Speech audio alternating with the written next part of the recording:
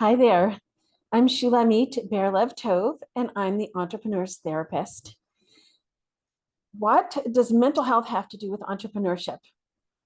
Entrepreneurship and mental health, in fact, are intimately connected. As you've probably experienced, owning and running a business can be like riding an emotional roller coaster. And I want to make a little note so that you can exercise some choice about how and when you absorb information. Today, I'm going to be making reference to specific emotional and mental health challenges. And so I'm inviting you to take your capacity into consideration as you listen or as you watch. So that emotional roller coaster, 1 month, things are going well and clients are happy. Contractors are turning their work in on time and your stress is low, you're feeling good. And you do your weekly review and you go, oh, yes, this is why I'm in business for myself. But then the next month, or maybe the next week, or maybe even the next day, a project tanks, or you lose a client, your revenue drops, a contractor quits, your stress is through the roof, and your emotions are circling the drain. You're looking at yet another weekend of work and you think, oh, this is too hard. What am I doing this for? I'm going to burn this business down. As humans, the state of our mental health, our emotional, psychological, and social well-being affects our ability to cope with our everyday interactions and activities. And this is no less the case for entrepreneurs. Our business success depends on our mental and emotional skill, intelligence, and stability, and on our skill in handling the instability, stress, and threat that comes with entrepreneurship.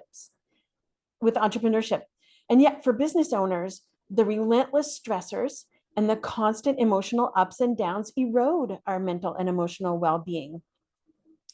Many reports and studies of entrepreneur mental health recognize the pivotal role that mental health plays in an entrepreneur's capacity to succeed in business. In 2019, the Canadian Mental Health Association, CMHA for short, called for the integration of mental health education and supports into business programs. So based on our personal experience and on the research, it's clear that mental health challenges are inherent in entrepreneurship. One source of threat to our mental health as entrepreneurs is the conditions of our work. We might be deprived of sleep. We might be deprived of food because we're just not taking time to eat or things are too busy. We have no downtime, no time or energy for leisure activities, no movement because we're sitting cramped at the computer all day. And maybe you've had days where you haven't taken time even to go pee and you're like, ah.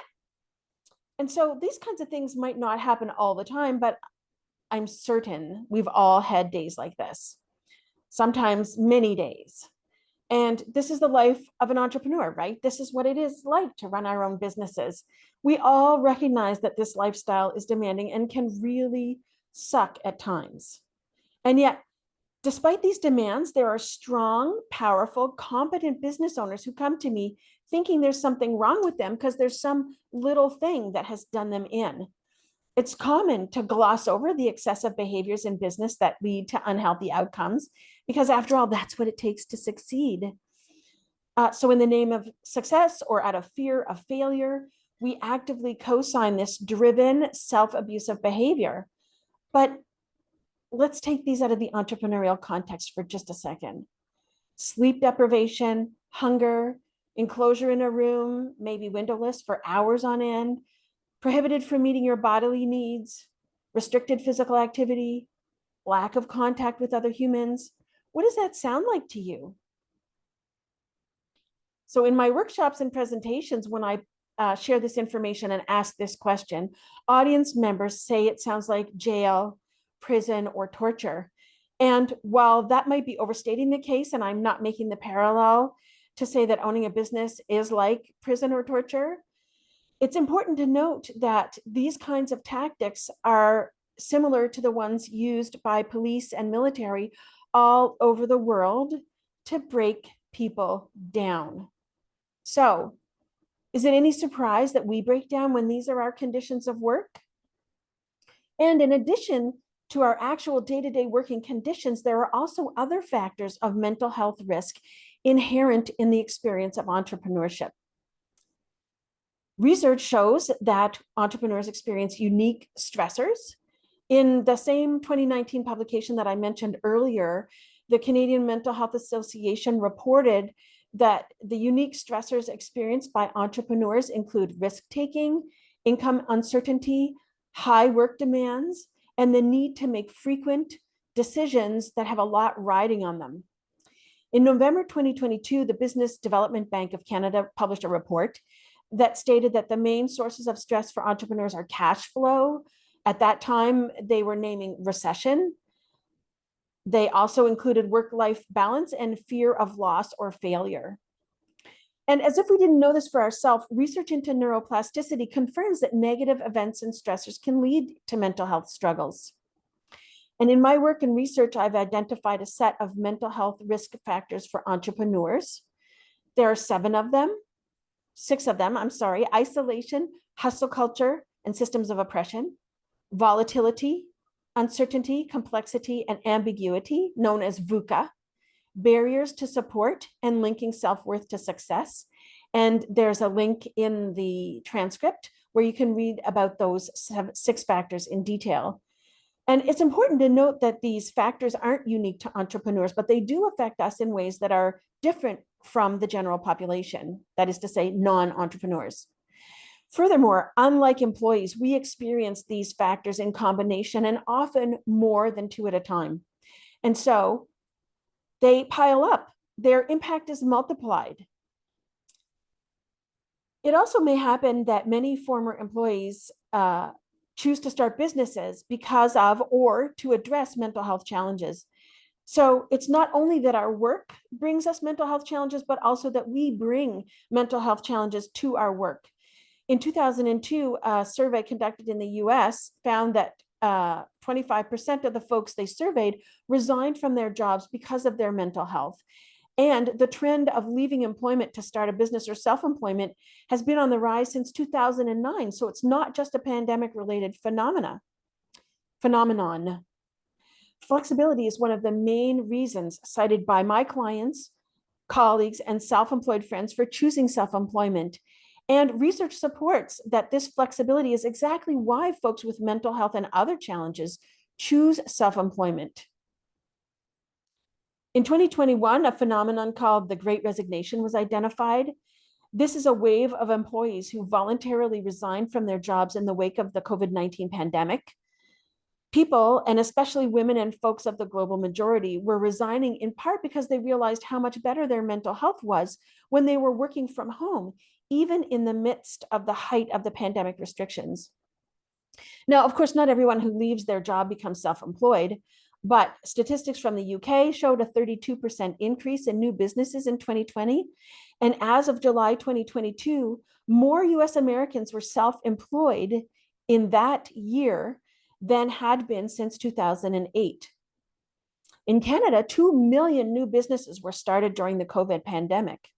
So we can conclude that many entrepreneurs who resigned their jobs and started new businesses did so as a strategy to improve their mental health because of their pre-existing mental health conditions, or because of working conditions that were detrimental to their mental health.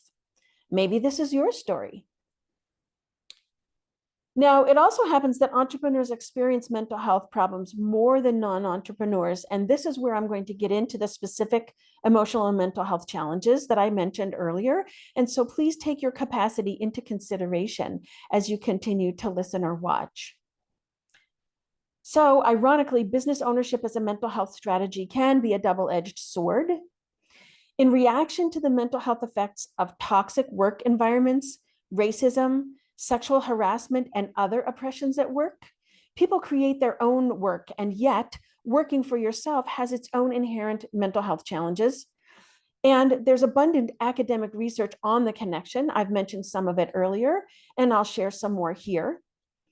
A widely cited survey conducted in 2015 by Michael A. Freeman, who's a psychiatrist and a psychologist in the US, found that entrepreneurs have a higher prevalence of mental health challenges than the general population. He also found that entrepreneurs were 30% more likely to experience depression than non-entrepreneurs, and that 49% of the entrepreneurs he surveyed reported having a mental health condition, with depression and anxiety being two of the top three. So Freeman's work also showed that entrepreneurs are more likely to come from a pool of people in the general population who are predisposed to mental health challenges.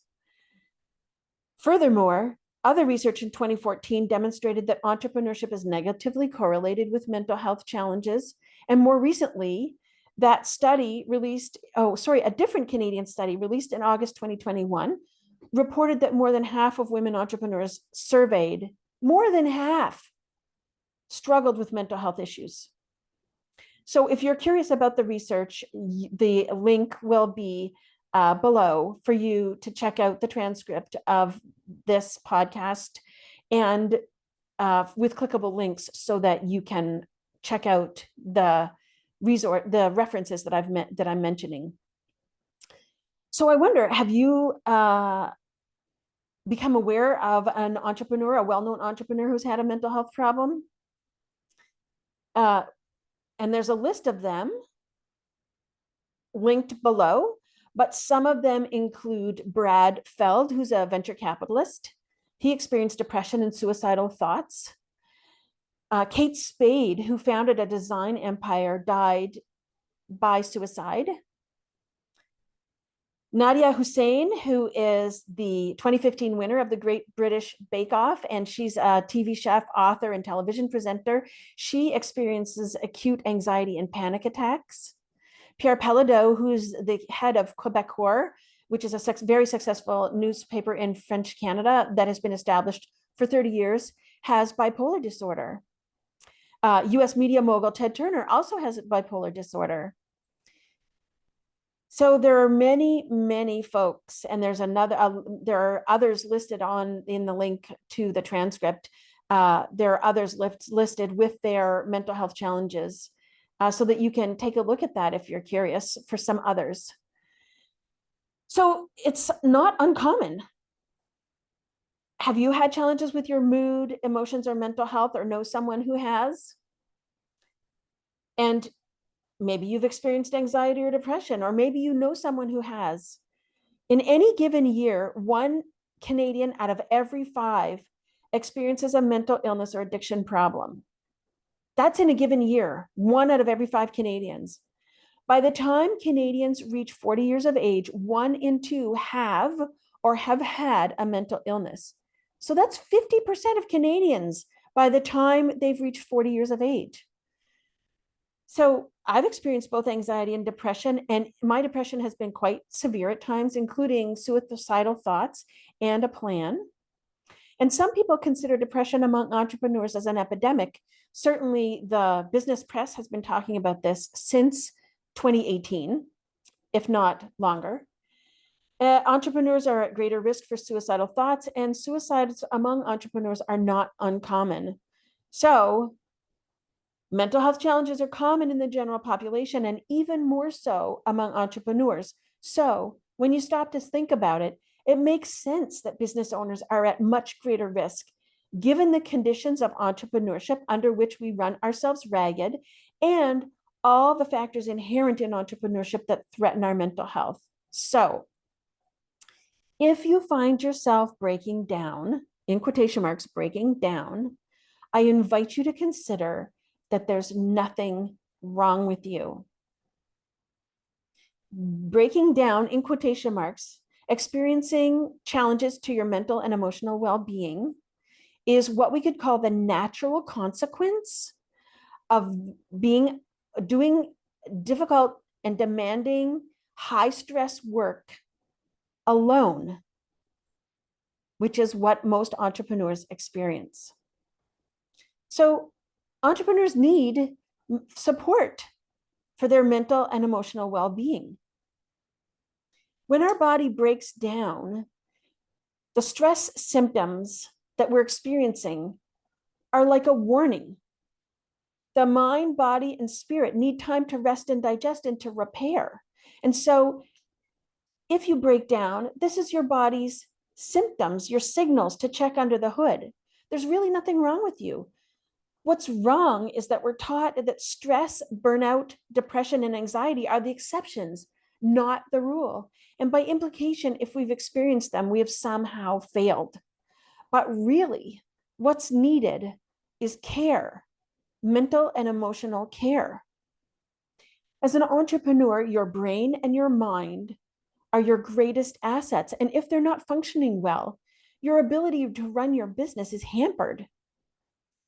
Therapy is good for entrepreneurs for the same reason therapy is good for anyone. Research has shown over and over again that psychotherapy is effective in mitigating and healing the impact of negative, stressful, and traumatic events. In light of the rates of depression experienced by entrepreneurs and business owners, it's important to note that psychotherapy is as effective as medication in treating depression and is more effective than medication in preventing relapse.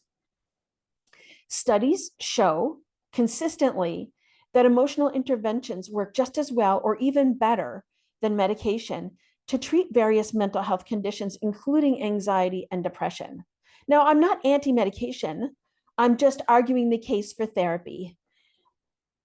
I think medication has its place, and each person has to go through their own decision-making process with their medical and mental health providers supporting them in making that decision.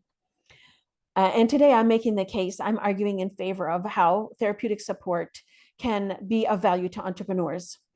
And even though therapy helps you feel better, it doesn't stop there because it's not enough to simply feel better. Feeling better enables you to better access your executive functioning capacities, what I call your CEO self. We know from neuroscience that life experiences affect our brains, and this is called neuroplasticity. And as we all know, negative events and stressors can lead to mental health struggles. Stress also impairs your ability to calm yourself and think straight. This is called flipping your lid. We can imagine you just lose access to your wiser, warmer self. But the flip side of neuroplasticity also means experiences, including therapy, can help modify brain structure and brain function into healthier states. Studies have found that as people get better at controlling their emotions, the brain's prefrontal cortex changes. In other words, your capacity to access your executive functioning, your CEO self, becomes stronger. And I use CEO self as a shorthand for our for our creative problem solving, for our ability to take in and synthesize new information, our ability to focus and make decisions and collaborate, among other things. And when we flip our lids, when emotions are high, more energy is directed toward addressing the event in the moment that's perceived as a threat, and that's directing our brain's energy toward our body budget toward survival. And this means that there's less energy available for your CEO self, for the CEO self functions in your mind. And in that case, when that happens, all we have to go on is emotion and habit. And while emotion is really important and habits can serve us well in some circumstances, they don't always serve us, and they're only part of the picture. So ongoing therapeutic support as a CEO, as a business owner, provides you with opportunities for emotional regulation and co-regulation so that your CEO self, more energy can be directed there and it can rise to the front and take prominence so that you can use those skills for better decision-making, greater insight, and more ease. And that leads to a more profitable business and more satisfied customers. With your CEO self back online, you can do the things you need to do to run your business. You can engage all your executive functioning skills you need to run a successful business. You'll be able to take in and synthesize information, make decisions, focus, prioritize, and perhaps most importantly, engage in problem solving and other creative business endeavors. You won't flip your lid and blow up your business when the crap hits the fan. Beyond the brain changes that result from therapy, Therapy is also a learning process. Therapy works long term because of the skills people develop in the process of therapy. We entrepreneurs and business owners are constantly facing challenges, the unknown, and failure, right? Things not working out the way we had hoped or planned. But without formal commitment and support for debriefing on these challenges and failures, we miss the learning. And if we don't learn from our experiences, we can't have the flexibility and creativity we need for our business to thrive. So, through therapy and with therapeutic support, you can learn about yourself as an entrepreneur and as a leader, and can continue to use these insights as you face new challenges. And as I'm sure you've experienced, there's never a shortage of challenges in business. Support makes you stronger. Support makes you a better leader. Support makes you a better business owner. You're stronger with support. Therapeutic support works, and it works in a way that makes you a better leader for your business. The trick is to recognize that mental health risks are inherent in entrepreneurship and to control for them, just as you would for any other risk in business. There are many ways to do this. Bringing mental health conversations to the table with your biz bestie, your coach, your mastermind group, and as appropriate in other conversational settings like networking is just one way to recognize the mental health risks and to bring them forward into your awareness. However, the best way to protect your mental health as an entrepreneur is to have a plan in place.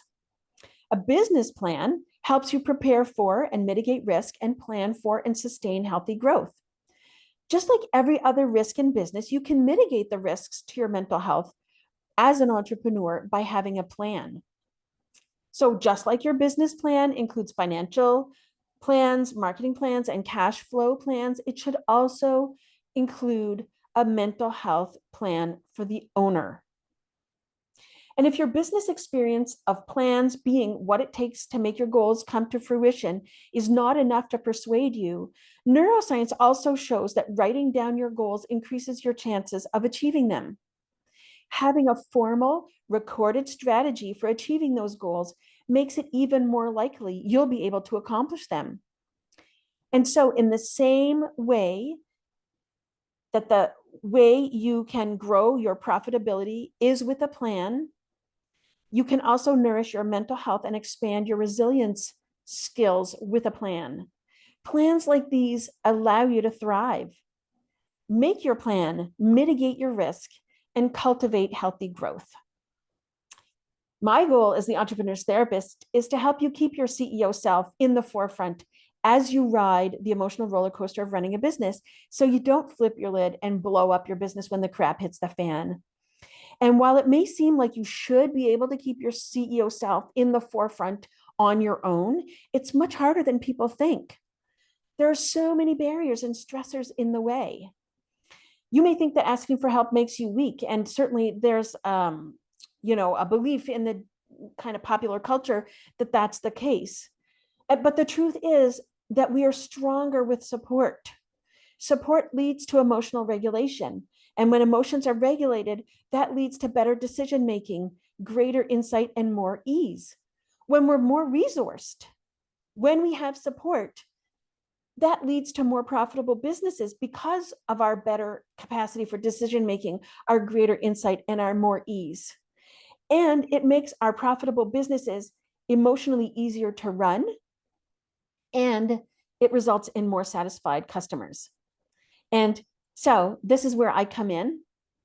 I provide both emotional support and deep knowledge so that ultimately your CEO self is facilitated, your CEO skills are stronger, and you have resilience skills developed over time. You know yourself better, and you can be empowered to face and address your challenges, your mental and emotional challenges as an entrepreneur, and to bounce back from stress better and faster.